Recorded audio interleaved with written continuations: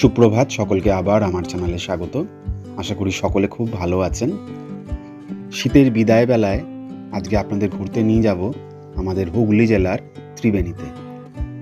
ত্রিবেণীতে এই পৌষ মাসের শেষের দিকেই কুম্ভ মেলার আয়োজন হয়। প্রত্যেক বছরই এখানে মেলায় আসার চেষ্টা করি, এবছরও তাই আপনাদের এখানে নিয়ে যাব। আশা করি প্রত্যেকেরই ভালো লাগবে।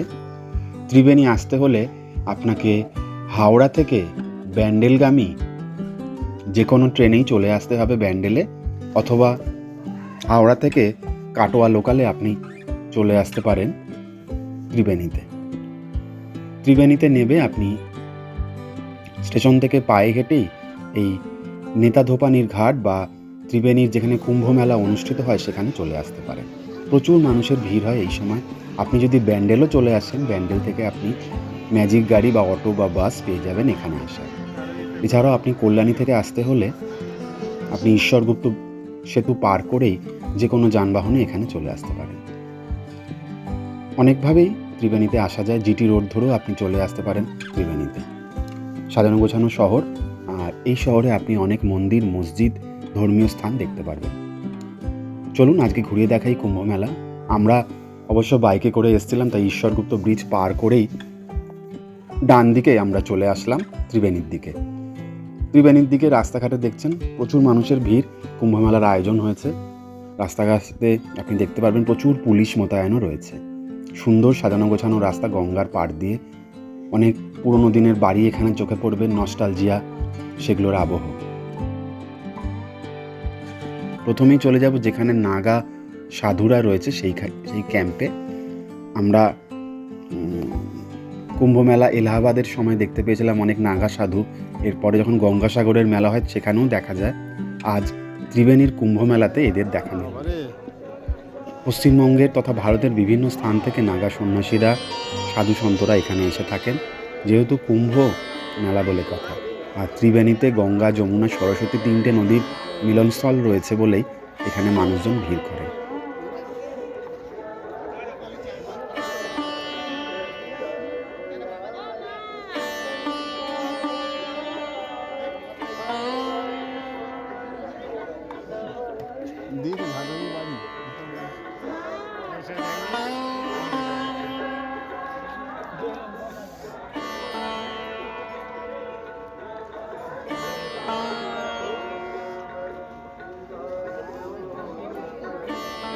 যোগমায়া আশ্রমটা আছে লাভপুর, বীরভূম।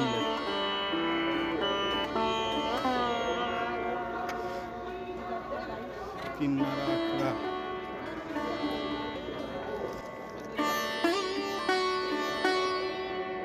আশা করি এই ত্রিবেণীর কুম্ভ মেলা ঘুরে সকলের ভালো লাগছে। এখানে অনেক সাধু সন্ন্যাসীদের দেখা মিলল, যাদের আশীর্বাদ পাওয়ার জন্য অনেক ভক্তজন এখানে এসেছেন। এটার এই পাশটা যে হয় দেখছি। তারা মাছ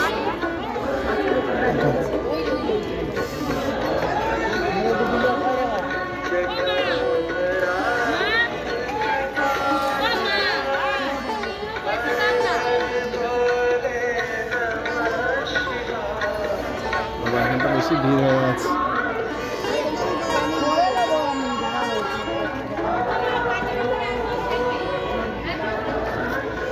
একটু খাবে রে।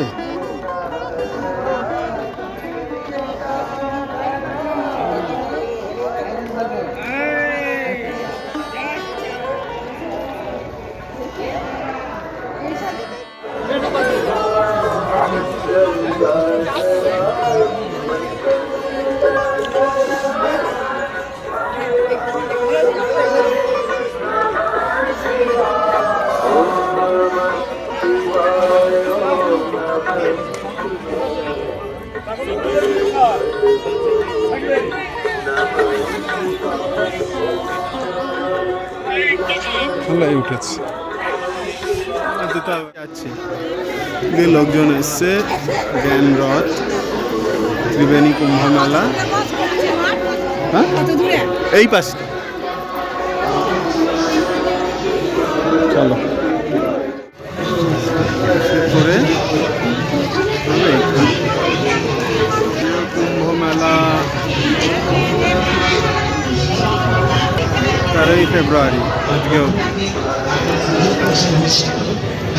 এবার এদিকে যেতে হবে, ত্রিবেণী ঘাট এদিকে। সম্পূর্ণ নিরামিষ মথুরা কেক একবার যিনি খেয়েছেন তিনি বারবার চাইছেন।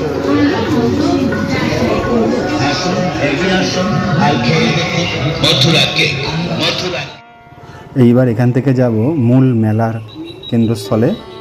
চলুন, আশা করি ভালো লাগবে সকলের।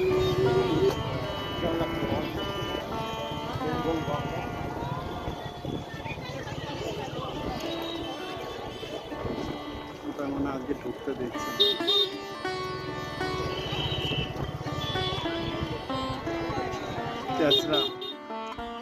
ত্রিবেণীর এই কুম্ভ মেলায় এসে আমরা প্রসাদও পেয়েছিলাম, বেশ ভালো লাগছিল অনেক দিন পর একটা সুন্দর মেলায় আসতে পেরে।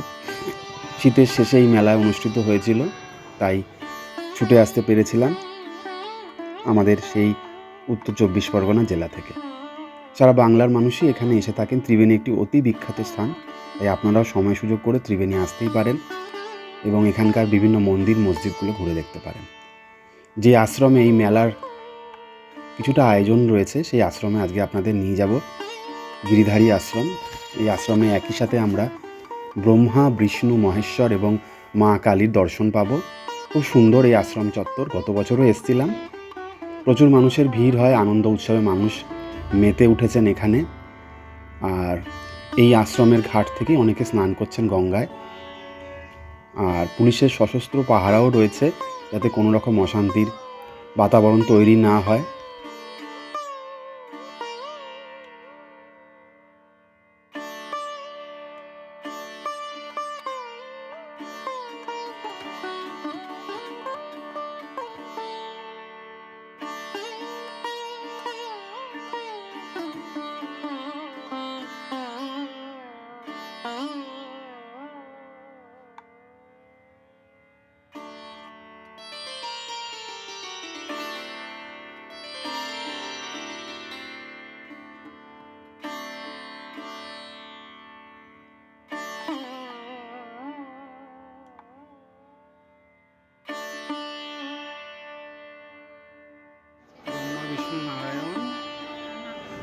ব্রহ্মা, বিষ্ণু, মহেশ্বর এবং মা কালীর দর্শন একই সাথে এই মন্দিরে পাওয়া গেল। প্রচুর মানুষের ভিড় এই মেলা উপলক্ষে মন্দির চত্বরে লক্ষ্য করবেন। আপনারাও ত্রিবেণী আসলে এই গিরিধারী আশ্রম অবশ্যই ঘুরে দেখুন। গিরি আশ্রম খুব সুন্দর আশ্রম। একই সাথে ব্রহ্মা, বিষ্ণু, মহেশ্বর এবং মা কালী চারজনেরই দেখা পায় আশ্রমের চত্বরটা।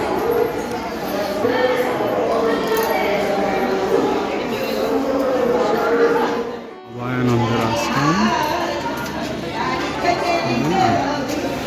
এখানে দেখতে পাওয়া যাবে বাবা বিশ্বনাথকে।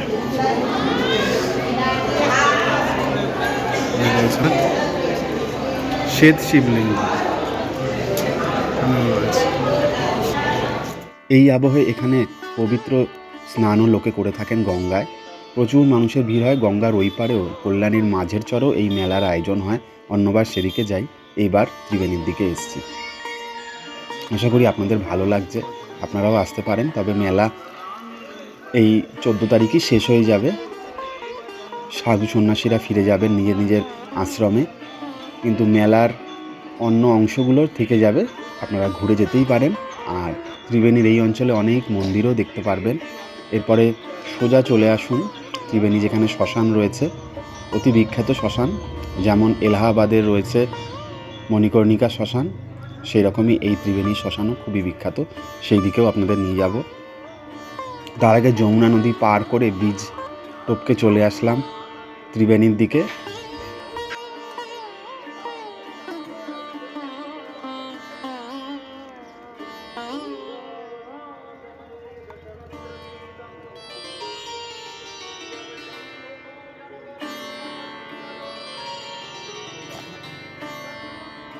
আমরা এখন চলে এসেছি ত্রিবেণী শ্মশান ঘাটের কাছে, যেখানে সরস্বতী নদী, যমুনা নদী গঙ্গার সাথে মিলেছে। এই পবিত্র শ্মশানে দূর দূরান্তের মানুষজন নিজের প্রিয়জনের পরলৌকিক কাজকর্ম সম্পন্ন করাতে এখানে নিয়ে আসেন। চলুন ঘুরিয়ে দেখাই সেই ঘাটের কিছু অংশ।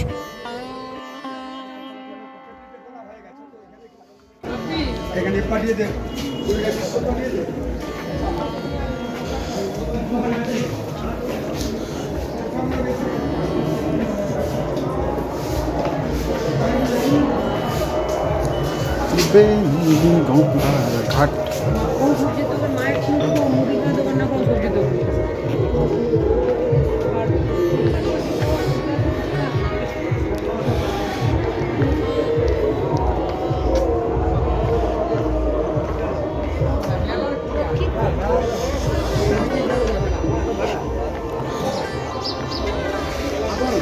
ওই পাড়ের পূজার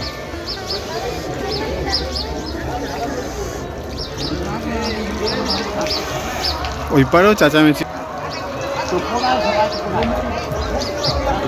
এই মাঝের চর এটা আদি ঘাট,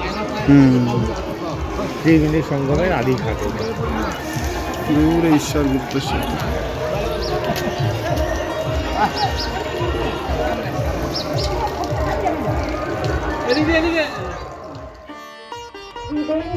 চাহিদাকে মান্যতা দিয়ে ইয়াটা অনেকটা এগিয়ে গেছে মনে হচ্ছে। প্রকৃতির মঙ্গল কামনায় অনুষ্ঠিত হচ্ছে দীপদান মহোৎসব। এই দীপদান মহোৎসবে আজকে আছে এলাকার সমস্ত সহযোগিতায় বাঁশবেড়িয়া পৌরসভা। একটি বিশেষ ঘোষণা, বাঁশবেড়িয়া পৌরাঞ্চলের অন্তর্গত ত্রিবেণী তীর্থে চলছে কুম্ভ মেলা 2026। মহাতীর্থ ত্রিবেণী সঙ্গমের সঙ্গম ঘাটে কুম্ভ মেলা উপলক্ষে আজ ঠিক সন্ধ্যে 7:00 ত্রিবেণীবাসীর চাহিদাকে মান্যতা দিয়ে পৌরাঞ্চলের প্রতিকৃতির মঙ্গল কামনায় অনুষ্ঠিত হচ্ছে দীপদান মহোৎসব। এই দীপদান মহোৎসবে এলাকার এই পথেই ছিল শ্মশান ঘাট। ওই দিকটা শ্মশান ঘাট। জয় শ্রীকৃষ্ণ। ত্রিবেণীর এই শ্মশানঘাট চত্বরে আসলে অবশ্যই বেণী মাধব তলাও ঘুরে দেখবেন। অপূর্ব সুন্দর শিব মন্দির রয়েছে, মোট 6টি শিব মন্দির, তবে মাঝের শিব মন্দিরের নামই বেণী মাধব। খুব সুন্দর শিব মূর্তিটি, অবশ্যই দর্শন করে যাবেন, পুজোও দিয়ে যেতে পারেন। তারপরেও আরও 2টি শিব মন্দির দেখতে পারবেন, যেখানে জগন্নাথ, বলরাম, সুভদ্রারও দর্শন পাবেন।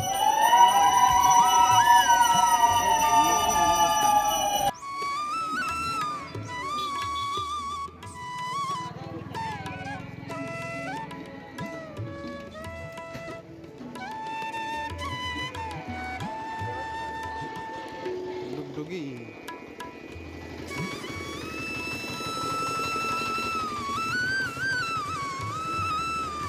ত্রিবেণী মাধব তলা।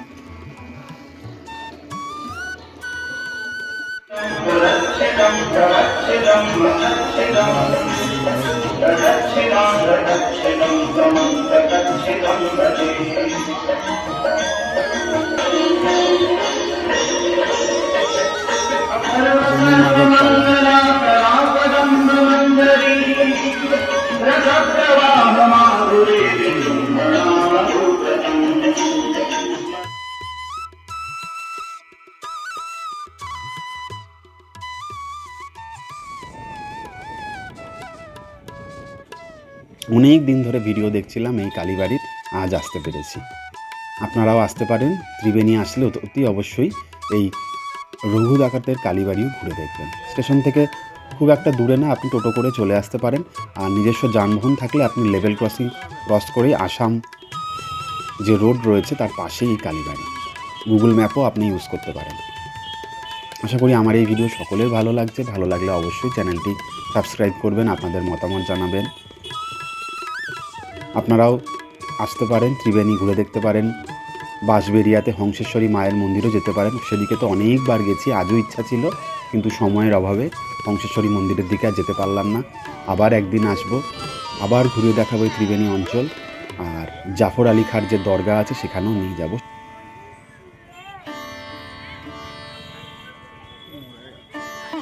এই রেল স্টেশন পার হয়ে ওই রাস্তা দিয়ে সোজা চলে আসলাম এইখানটা।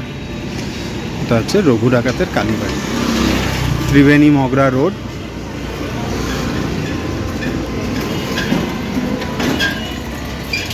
সপ্তগ্রাম সুপ্রাচীন ডাকাত বাড়ি, বাঁশবেড়িয়া হুগলি। এই রাস্তাটা মগরার দিকে চলে যাচ্ছে। এটা কালীবাড়ি, রঘু ডাকাতের কালীবাড়ি। সুন্দর একটা নকশা রয়েছে এখানে।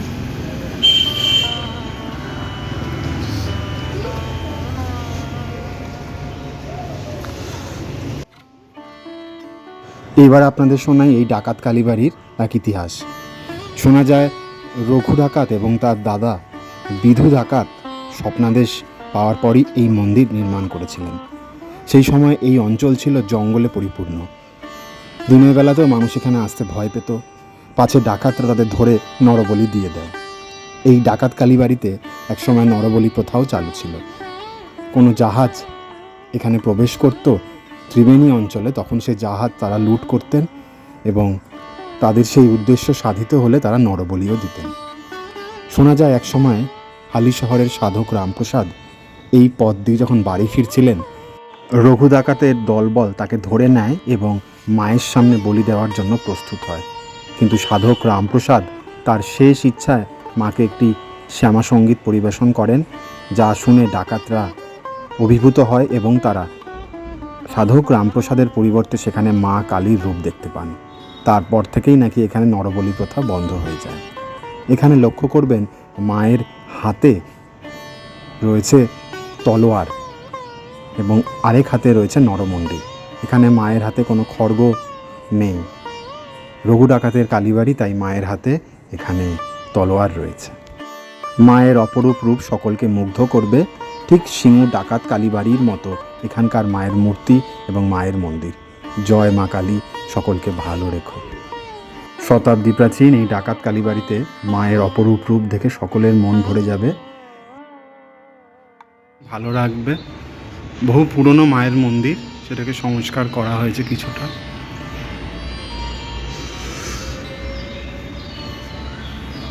ডাকাত কালী মন্দির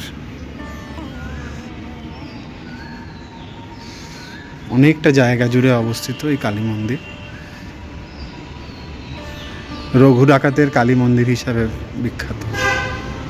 মায়ের মন্দিরকে প্রদক্ষিণ করতে পারেন, সে ব্যবস্থাও রয়েছে।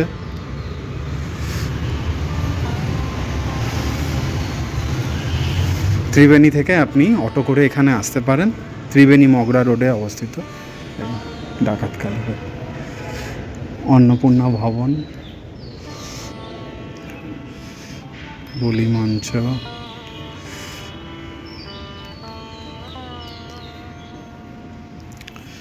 অনেক পুরনো একটা গাছ, তুলসী মঞ্চ, সমস্তটাই রয়েছে এখানে। এখানে অনেক শিব ঠাকুর রয়েছে। আর এখানে মায়ের পুকুর। মন্দিরের পাশ দিয়েই রয়েছে আসাম রোড। আর মন্দিরের এই অঞ্চল একসময় জঙ্গলাকীর্ণ ছিল, এখন অনেকটাই পরিষ্কার এবং লোকবসতি লক্ষ্য করা যায়। সাধু মায়ের আসন, খুব সুন্দর লাগলো জায়গা। কপালে লেখা বড় মা, আর দাঁড়িয়ে আছি ত্রিবেণী ডাকাত কালীবাড়িতে। বড় বড় কড়াই দেখতে পাবেন এখানে। স্থানীয় লোকজনের মুখে শুনলাম এই মন্দির অনেকবারই ধ্বংস হয়েছে এবং নতুনভাবে তৈরি করা হয়েছে। 1998 সালে ভয়ঙ্কর ডাকাতির পর মূল মায়ের যে মাটির মূর্তি ছিল তা ধ্বংসপ্রাপ্ত হয়। তা ধুয়ে এই পুকুরের জলেই মিশিয়ে দেওয়া হয়। সেই কাঠামোতেই বর্তমানে এই পাথরের মূর্তি তৈরি হয়েছে। আর মূল যে মূর্তি ছিল আগে, সেটি উচ্চতায় আরও বড় ছিল। তার গায়ে অনেক দামি দামি বস্ত্র অলংকার ছিল। ডাকাতেরা তা লুট করে নিয়ে যায় আর তৈরি হয় এই নতুন মায়ের মূর্তি। মায়ের মূল মন্দিরের পাশে আরও বড়ভাবে মন্দির চত্বর এবং চাতাল তৈরি হচ্ছে, ফলে আরও বেশি পরিমাণে ভক্তরা অমাবস্যা এবং বিশেষ বিশেষ পুজোর দিন এখানে পুজো দিতে পারবে নির্ঝঞ্ঝাটভাবে। আছে এখানে আছে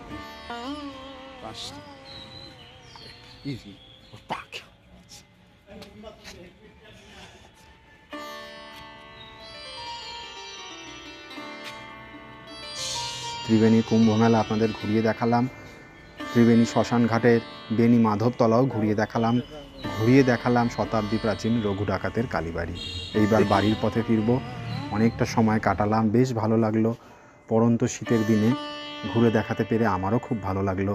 আর আমার এই ভিডিও যদি আপনাদের ভালো লেগে থাকে তাহলে অতি অবশ্যই চ্যানেলটি সাবস্ক্রাইব করবেন, আপনাদের মতামত জানাবেন এবং অতি অবশ্যই সময় সুযোগ পেলে এই ঐতিহাসিক স্থান ত্রিবেণী ঘুরে দেখবেন। খুবই